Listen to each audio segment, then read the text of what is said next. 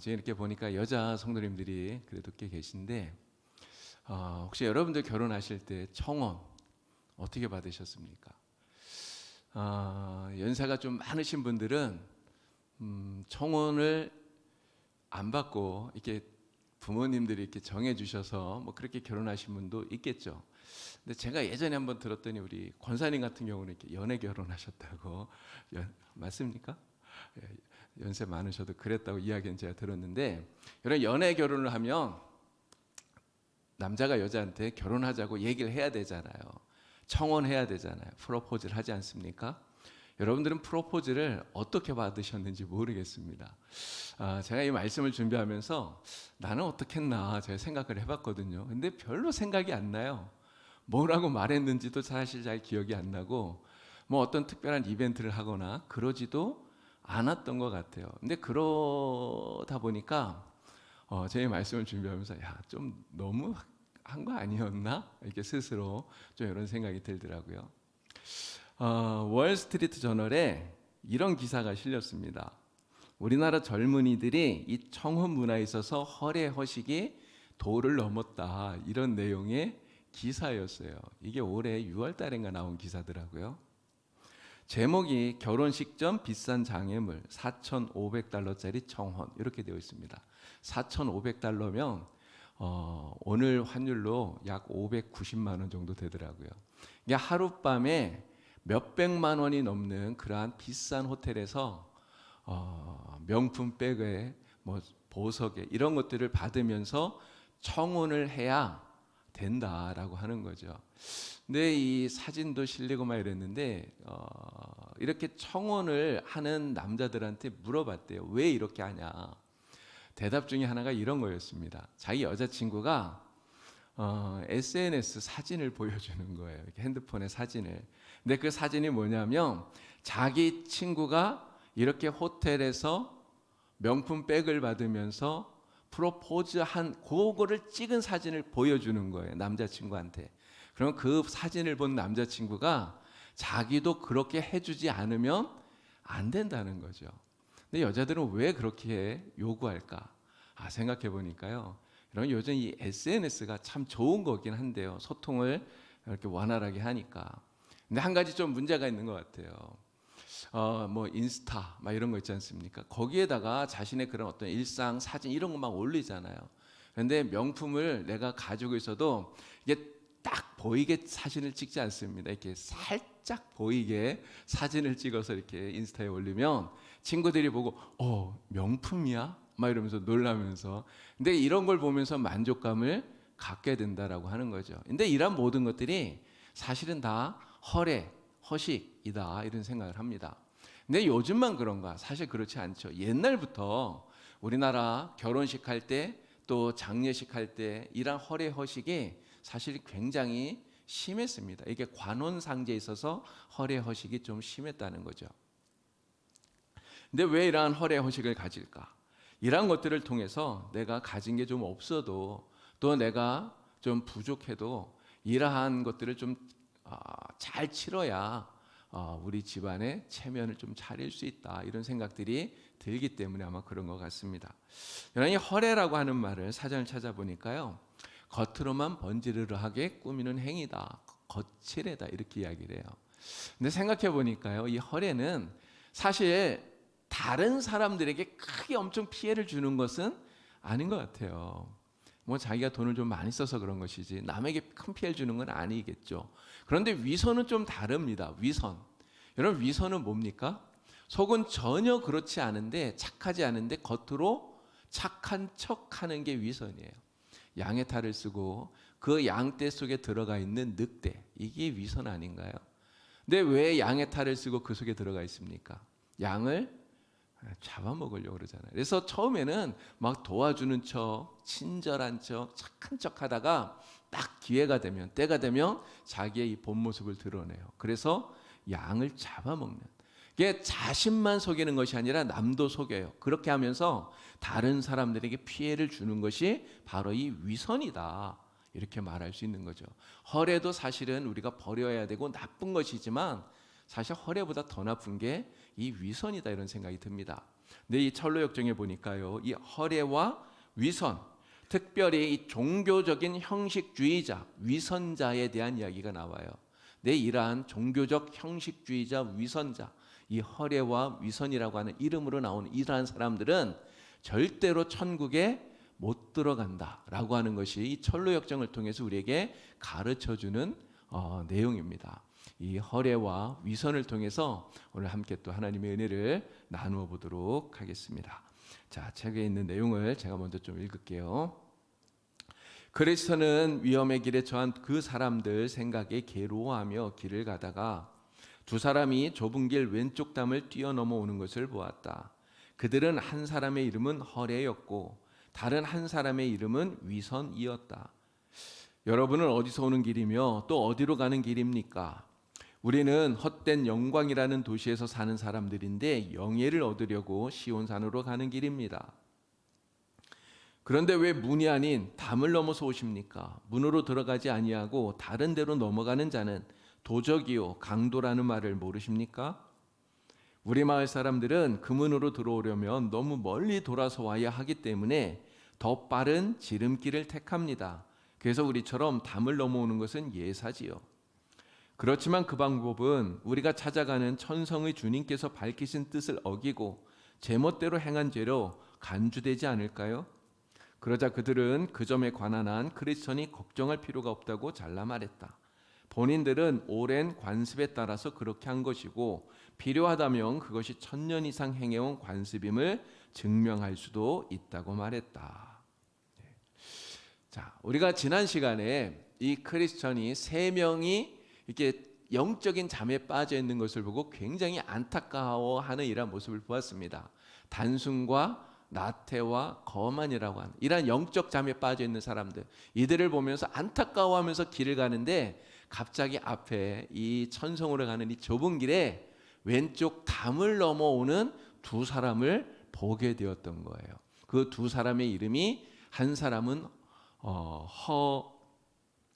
허례, 그리고 또 한 사람은 위선이었다고 하는 거죠. 이 두 사람은 어떠한 사람인가라고 하는 거예요.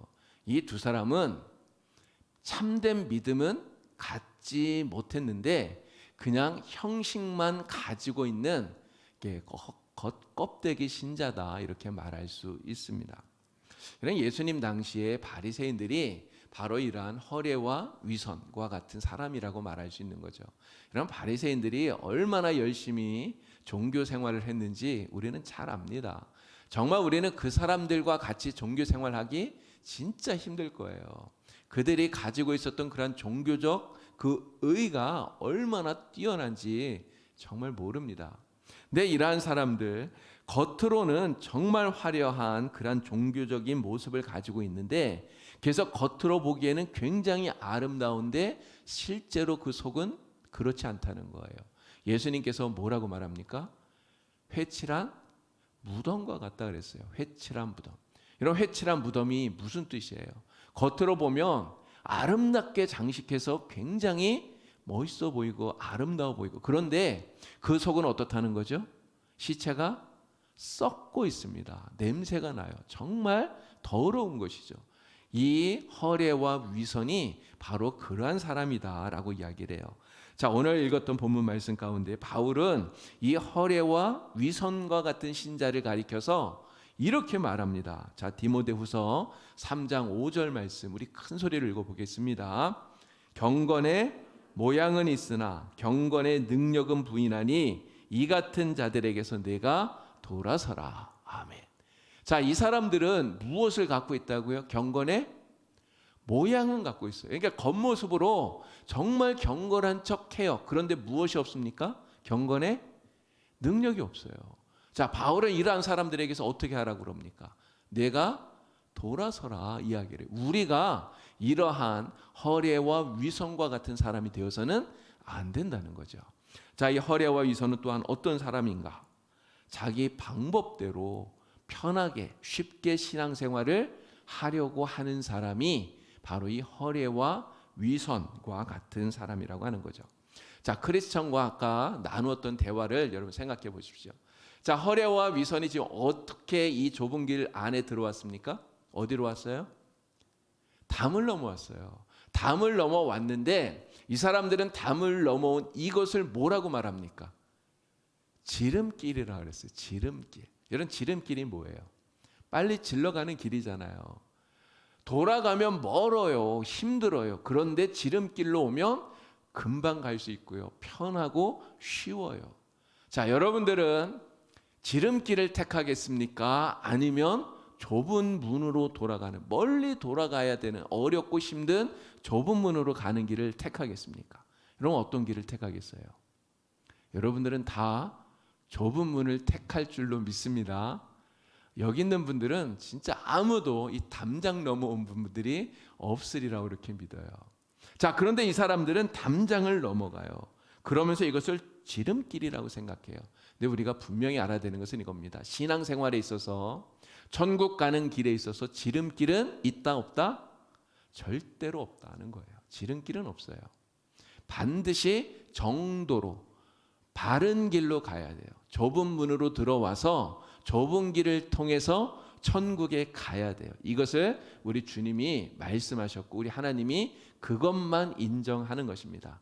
내가 만든 지름길, 이 길이 편하다 해도 그렇게 오는 것은 절대로 우리 주님이 인정하지 않는다라고 하는 거예요. 그래서 예수님께서 광야에서 40일 동안 금식하셨어요. 금식이 끝난 다음에 누가 찾아왔습니까? 마귀가 찾아왔죠. 찾아와서 뭘 했어요? 시험을 하죠. 첫 번째 시험 무엇입니까? 돌로 떡을 만들라 그랬어요. 두 번째 시험은요, 사람들이 보는 데서 성전 꼭대기에 올라가서 거기서 뛰어내리라는 거예요. 세 번째 시험은 뭡니까? 나에게 절을 하라. 그러면 내가 세상의 모든 영화와 권세와 명예와 모든 걸 다 주겠다는 거예요. 여러분, 이 세 가지 시험이 뭘 말하는 거죠? 예수님에게 야, 어렵게 왜 고난의 길을 통해서 왜 구세주가 되려고 그러냐. 쉽고 편한 길 있어. 쉽고 편한 길, 그걸로 영광을 얻는 메시아가 되어라. 이렇게 얘기하는 거예요. 여러분, 예수님께서 이 사탄의 시험에 대해서 어떻게 하십니까? 어떻게 하십니까? 자, 마태복음 4장 10절 보니까요. 사탄아 물러가라 하시면서 예수님께서 이 사탄의 시험을 물리치신 거예요. 자, 빌립보 가이사라에 갔을 때 베드로가 예수님께 신앙 고백을 했습니다. 우리가 너무나 잘 알죠. 마태복음 16장 16절에 나오잖아요. 주는 그리스도시요 살아계신 하나님의 아들이십니다. 정말 위대한 신앙 고백을 했어요. 자, 그랬더니 예수님께서 그 신앙 고백을 들으시고 제자들에게 첫 번째로 가르친 말씀이 이제 내가 예루살렘에 가면 많은 고난을 받고 죽을 것이다. 그리고 사흘 만에 다시 살아날 것이다 라고 하는 십자가 고난에 대한 이야기를 처음으로 하셨어요. 여러분, 그럴 때 베드로가 뭐라고 말합니까? 베드로는 뭐라 그랬죠? 마태복음 16장 22절 보니까요, 베드로가 말합니다. 주여 그리마옵소서. 이 일이 결코 주님께 미치지 아니하리이다. 하지 말라는 거예요.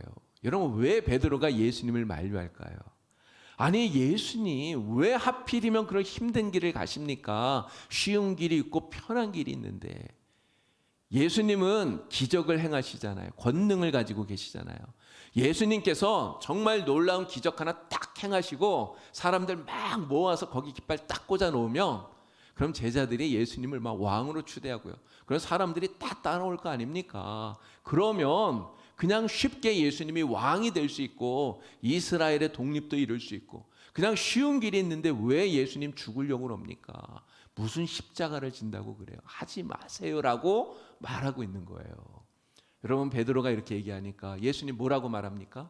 예수님 뭐라 그러셨어요? 야, 날 생각해 주는 건 너밖에 없구나. 예수님 그러셨습니까? 아니죠. 베드로에게 뭐라고 말씀하셨어요? 마태복음 16장 23절 보니까요, 사탄아 내 뒤로 물러가라 이렇게 얘기했어요.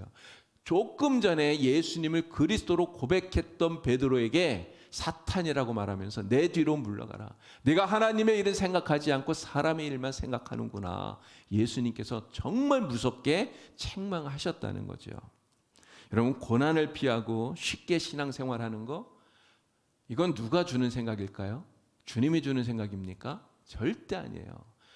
고난을 피하고 쉽게 신앙생활하는 거, 이거는 마귀가 우리에게 주는 생각이라고 하는 거예요.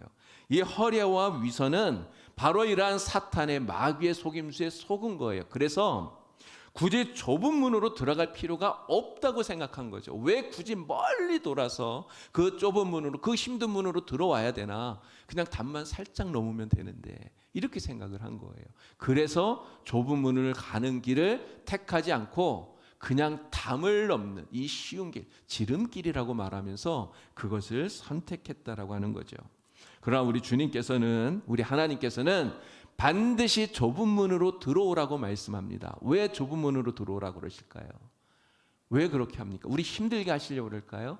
그거 아니에요.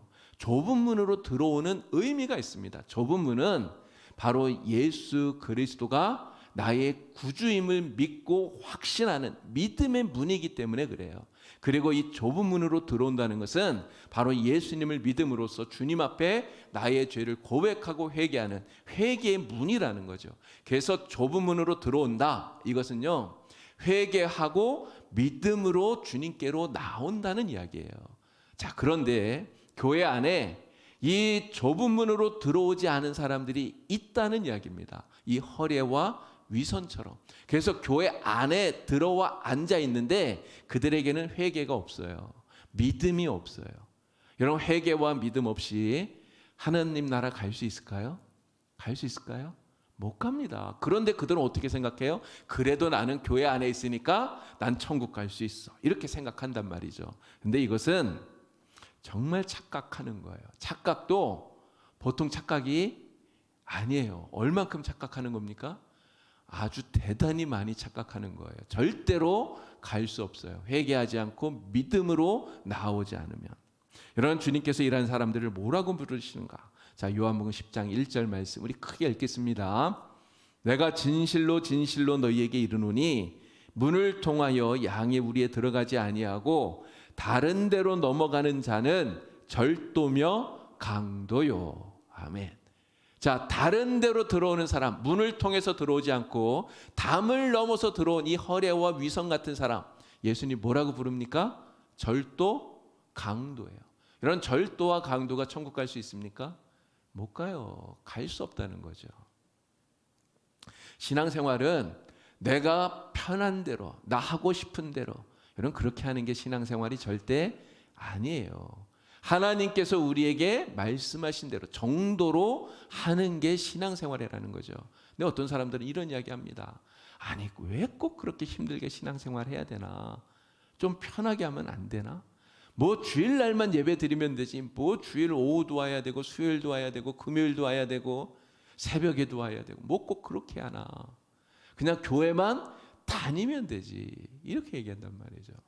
요즘 우리 교회도 지금 온라인으로 예배 방송하잖아요. 사람들이 그런 이야기 할 수 있습니다. 뭐 꼭 교회 여기 나와서 여기 앉아서 예배 드려야 예배인가? 그래야 꼭 하나님 받아주시나? 내 집에서 온라인으로 예배를 드려도 그래도 하나님이 다 받아주시고 그것도 뭐 신앙생활 아닌가? 그냥 그렇게 하면 되지, 편하게 하면 되지, 이런 생각을 한단 말이죠. 네, 여러분, 우리 교회에서 온라인으로 예배를 방송합니다. 지금 이 시간도 하고 있어요. 근데 왜 합니까? 여러분들이 집에서 편하게 신앙생활 하라고 온라인으로 예배 방송하는 걸까요? 절대 그래서 하는 거 아닙니다. 피치 못한 상황 때문에 교회를 나올 수 없는 그러한 분들을 위해서 예배를 중계하는 거예요. 여러분, 피치 못할 상황에 있는 분이 누굽니까? 너무 아파서, 몸이 아파서, 다리가 아파서 정말 나오고 싶지만 교회를 나오지 못하는 분들이 있어요. 그런 분들이 집에서라도 이 예배를 온라인으로 드리라고 하는 거예요. 또 우리 교회는 지금 일해마을이 있기 때문에 일해마을에 어르신들을 돌보시느라고 예배를 못 오시는 분이 있습니다. 근무하고 같이 겹쳐 있기 때문에 그러한 분들이 그곳에서라도 같이 예배를 드리라고 하는 거예요. 또 우리 부산에서 온라인으로 예배, 온라인으로 교인으로 등록하신 분 있잖아요. 너무 멀어요. 부산에서 여기를 예배 시간 왔다 갔다 할 수 없잖아요. 그러니까 그런 분들이 예배를 드리라고 하는 거죠. 그러니까 피치 못한 상황에 있는 분들, 여러분, 내가 다리 건강하고 정말 내가 힘이 있고 내가 시간이 있다면 여러분 어떻게 해야 됩니까? 집에서 예배 드려야 되나요? 온라인으로? 그런 분들은 절대로 그렇게 하면 안 돼요. 교회에 나와야 됩니다. 모여야 돼요. 우리 주님께서 우리에게 가르쳐 주신 방법이 그거잖아요. 모여라는 거예요. 모이라. 말세가 가까울수록 모이기를 피하는 어떠한 자들의 습관과 같이 하지 말라는 게 주님 말씀이에요. 모이라는 거죠. 모여서 하나님의 이름을 부르고 함께 찬양하고 기도하라는 거예요. 이것이 하나님이 가르쳐 주신 방법입니다. 좀 힘들어도 매주 매 시간 이렇게 나와서 예배 드리는 게 우리가 좀 힘들고 피곤하고 그렇더라도 우리는 하나님이 가르쳐 주신 방법대로 그렇게 예배하고 섬겨야 되는 거예요. 저와 여러분은 아무리 어렵고 힘들어도요, 정말 이 하나님의 방법대로 오직 정도로 예배할 수 있는, 하나님을 섬기는 신앙생활하는 그러한 성도가 다 되길 우리 주님의 이름으로 축원합니다. 자, 이 허례와 위선은 큰 문제점이 있어요. 어떤 문제점이 있는가? 두 가지 지적할 점이 있습니다. 하나는 하나님의 말씀보다 이 전통과 관습을 더 중시하고 있다라고 하는 거예요. 자, 크리스천이요, 이 허례와 위선의 잘못된 점을 지적했어요.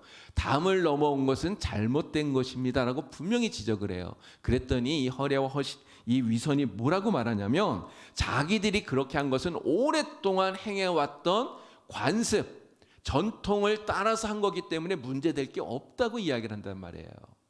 이런 전통과 관습이라고 하는 거 우리가 지켜야 되나요? 말아야 되나요?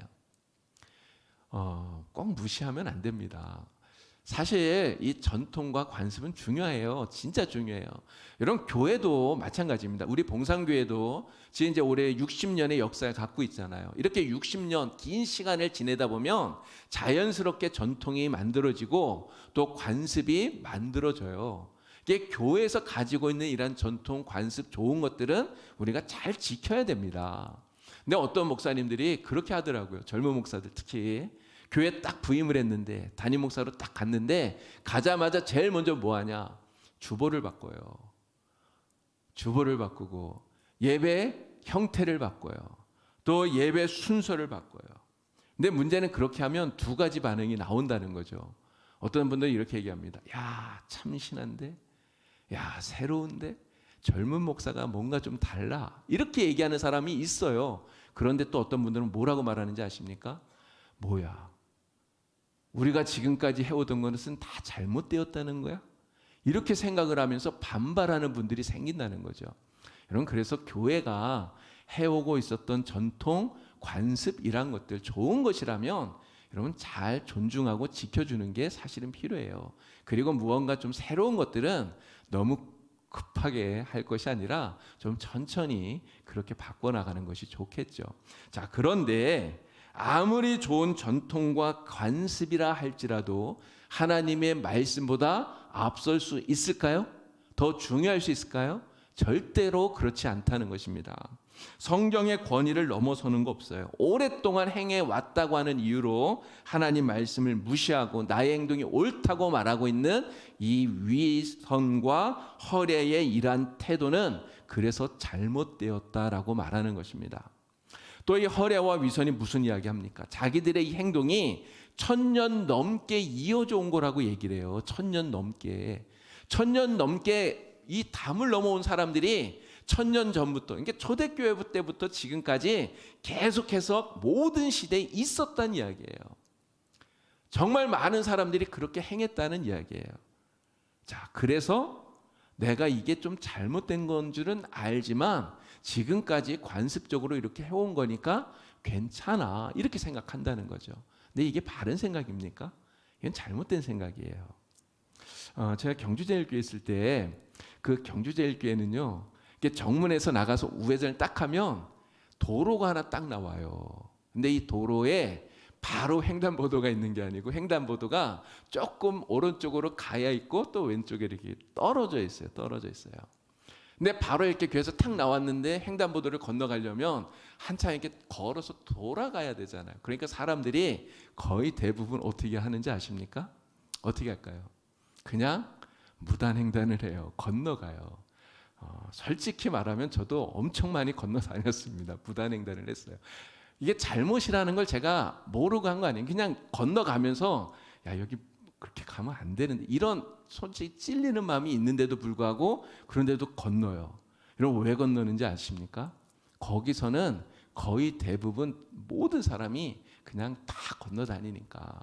근데 여러분, 모두가 그렇게 한다고 해서 이것이 관습이다, 전통이다 이란 말로 포장하면 안 된다는 거예요. 전통을 핑계로 해서 말씀을 어기는 것 절대로 하나님은 기쁘게 여기질 않으시고 책망을 하신다는 것입니다. 그래서 모두가 그렇게 한다고 해서 이게 시대 조류야, 이거 따라가도 돼, 이렇게 말하면 안 되는 것이죠. 우리는 오직 하나님의 말씀대로 바르게 행할 수 있는 그런 성도가 다 되시기를 주님의 이름으로 축복합니다. 자, 이 허례와 위선의 또 하나의 문제점이 있어요. 이 사람들은 과정을 무시하고 결과만 중시하고 있다라고 하는 거죠. 자, 크리스천이 이 허례와 위선이 담을 넘어온 것을 잘못되었다 이렇게 지적을 했더니 이 허례와 위선이 이런 이야기를 해요. 자, 뭐라고 말하냐면, 자, 일단 우리가 이 길로 들어선 이상 우리가 어떠한 경로를 밟아서 왔든 그게 무슨 상관이 있느냐 이렇게 얘기해요. 너는 좁은 문을 통해서 걸어와서 여기에 있고 우리는 담을 넘어와서 여기에 있고 지금 똑같은 데 있는 거 아닙니까? 크리스천이나 허례나 위선이나 같은 데 있잖아요. 그러니까 너나 우리나 똑같은 거 아니냐, 무슨 차이가 있느냐 이렇게 이야기를 한다는 거죠. 네, 여러분, 이런 생각이 굉장히 잘못된 생각이고 위험하다라고 하는 거예요. 방법은 어떻더라도 결과만 좋으면 된다 이렇게 생각하는 거기 때문에 그런 거죠. 뭐로 가도 서울만 가면 된다는 속담이 있습니다. 네, 여러분, 이 속담은 진짜 나쁜 속담이에요. 나쁜 거예요. 뭐로 가도 서울만 가면 돼. 어떤 방법을 선택하더라도 내가 원하는 목적만, 결과만 이루면 돼 라고 생각하는 것은 정말 잘못된 거예요. 이런 세상에서는 이런 생각이 통할 수도 있습니다. 그러나 하나님 앞에서는 절대로 이런 생각이 통하지 않는다는 것을 우리는 분명히 알아야 되는 거예요. 이런 교회가 부흥해야 돼요. 교회가 성장해야 돼요. 당연하죠. 맞죠? 교회는 부흥하고 성장해야 됩니다. 자, 그런데 어떤 목사님은요, 교회 성장, 숫자가 늘어나는 것이라고 생각을 해요. 여러분, 물론 교회가 성장하고 부흥하면 교인들의 숫자가 늘어납니다. 그러나 교인의 숫자가 늘어나는 것은 부흥과 성장의 한 부분인 거예요. 그렇죠? 그런데 이 목사님은 숫자가 늘어나는 것만이 부흥인 것처럼 생각하는 거예요. 여러분, 그럼 이 목사님 뭘 할까요?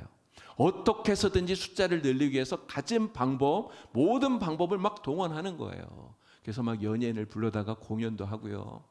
엄청난 상품을 막 이렇게 쌓아놓고 막 여기 앞에다가 자동차 갖다 놓을지도 모릅니다. 1등 전도왕 다 이런 거 한단 말이죠.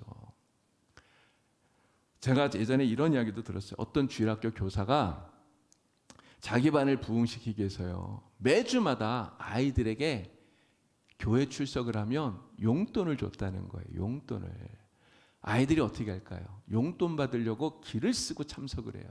근데 그냥 오는 애들에게는 뭐 얼마 요만큼 용돈을 주면 전도해갖고 오면 더 큰 용돈을 주는 거예요. 그럼 애들이 어떻게 할까요? 용돈을 더 많이 받기 위해서 막 친구도 데려오고 전도하고. 여러분, 그렇게 해서 그 반이 진짜 막 엄청나게 부흥될 수 있겠죠. 숫자가 늘어날 수 있겠죠. 여러분, 그러나 그것을 진짜 부흥이라고 말할 수 있을까요? 그렇게 해서 숫자가 늘어났다고 해서 하나님께서 정말 기뻐하실까요? 절대로 그렇지 않다는 거예요. 로마 가톨릭이 성 베드로 성당을 짓는데 돈이 부족했어요. 제가 가서 보니까 진짜 성 베드로 성당 어마어마합니다.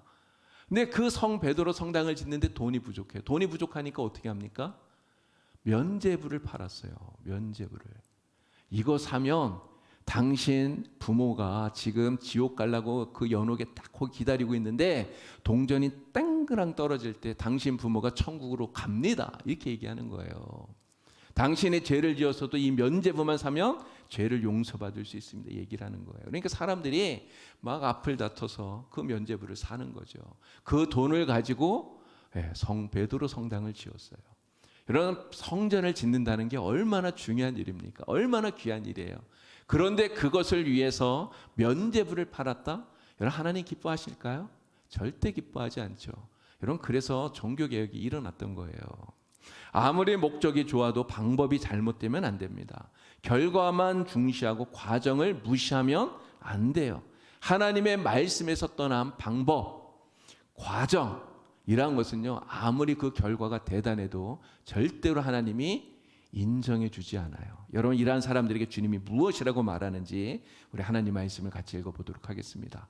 마태복음 7장 22절 23절 다 같이 읽습니다.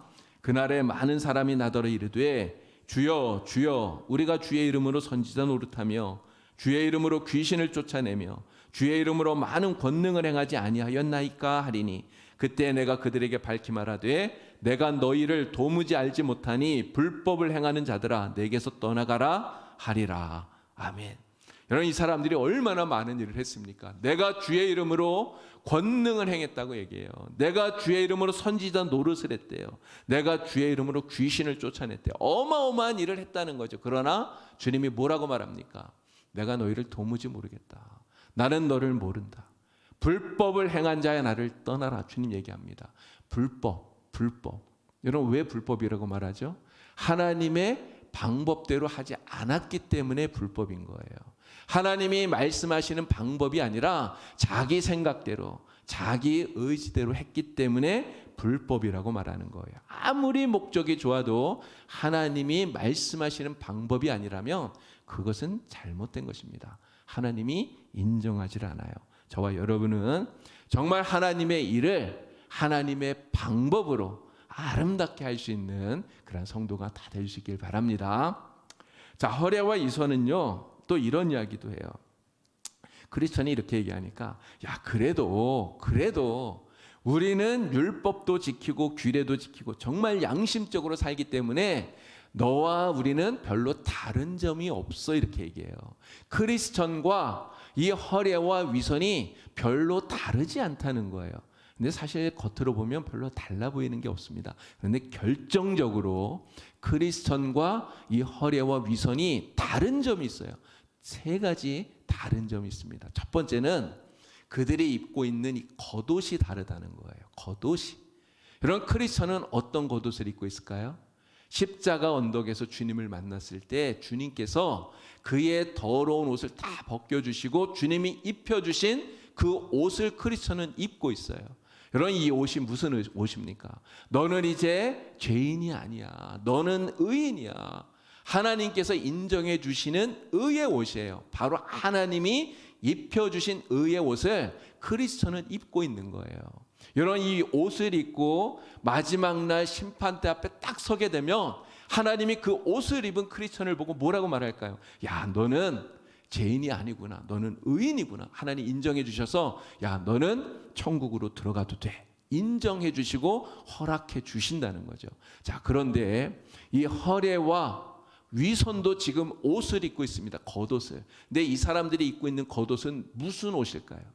자기들이 만들어낸, 자신이 만든, 스스로 만든 의의 옷이라는 거예요. 바리새인들이 바로 이런 옷을 입고 있었던 거죠. 여러분, 바리새인이 성전에 올라가서 기도했던 내용을 우리가 잘 알지 않습니까? 세례를 보면서 손가락질 대면서 그렇게 얘기해요. 하나님, 나는 저 세리와 같지 않음을 인해서 감사드립니다.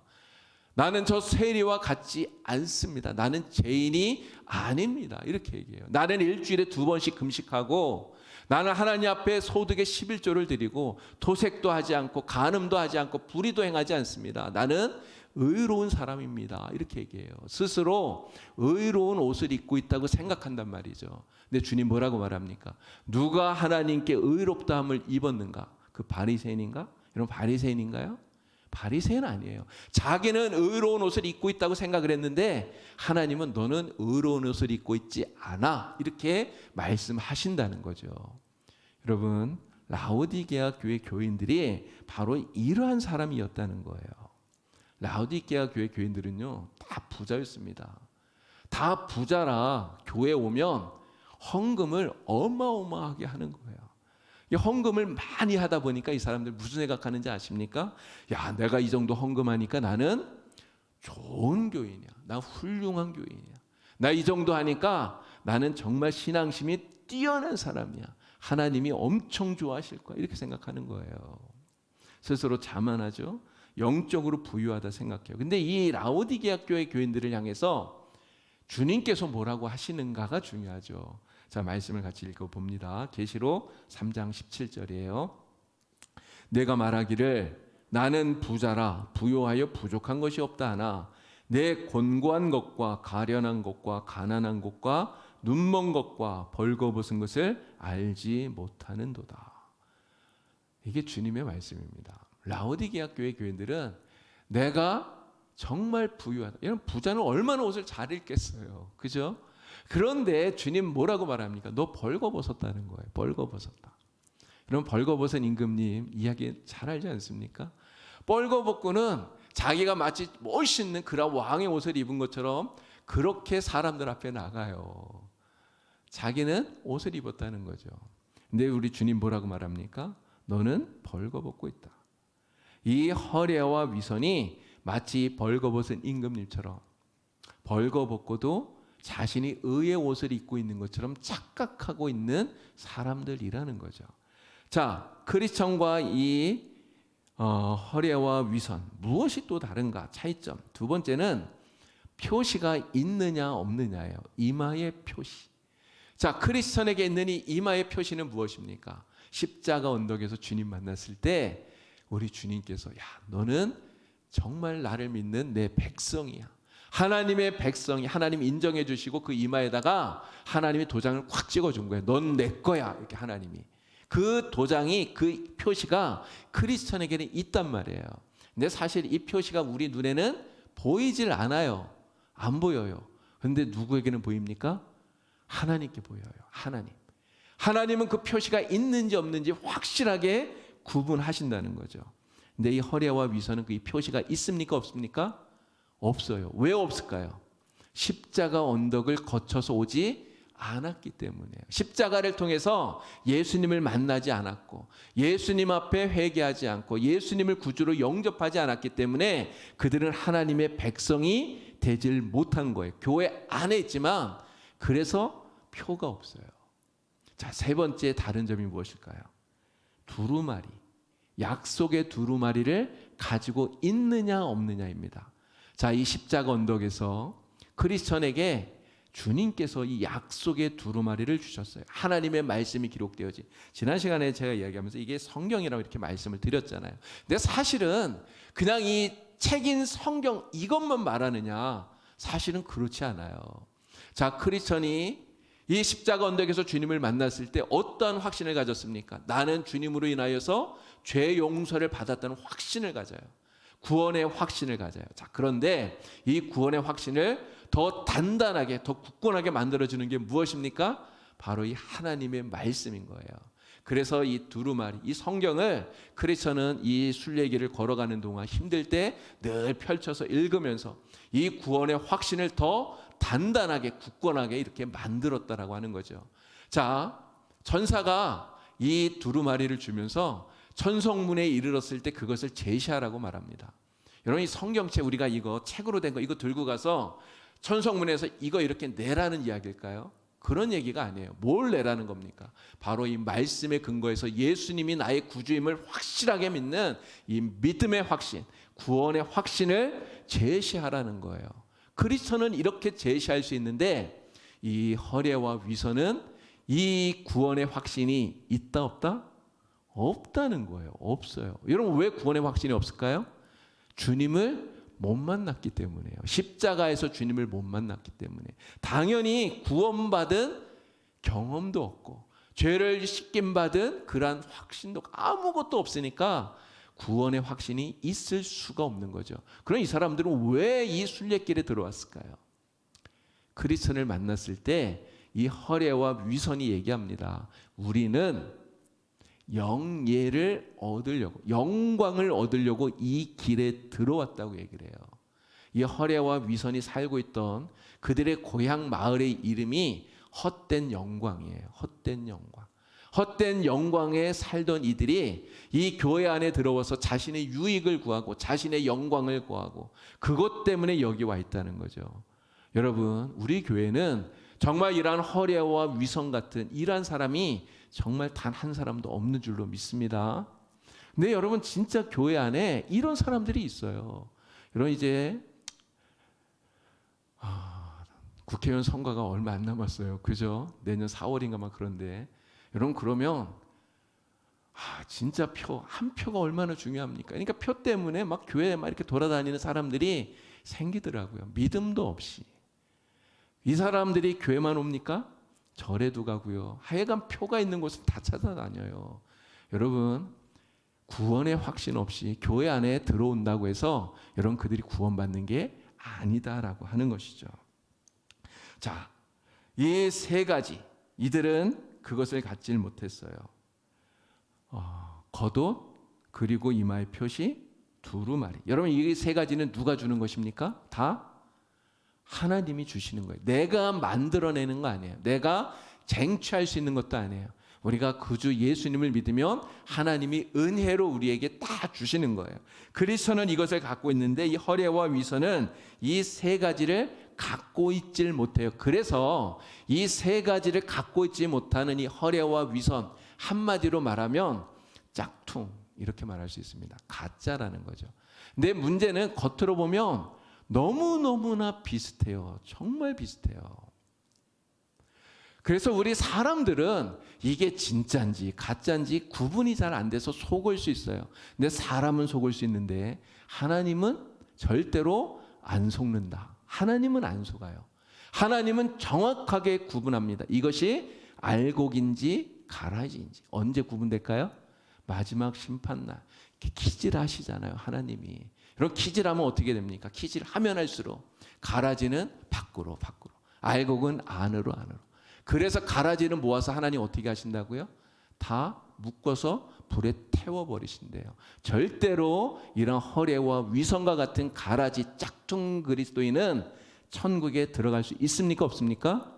못 들어가요. 그럼 누가 들어갑니까? 이 크리스천과 같은 알곡 그리스도인이 천국에 들어가는 거예요. 그래서 이 허례와 위선 또 크리스찬의 정말 가장 큰 차이는 이 결말이 다르다는 거예요. 끝이 다르다. 이것이 가장 큰 차이점일 수 있는 거죠.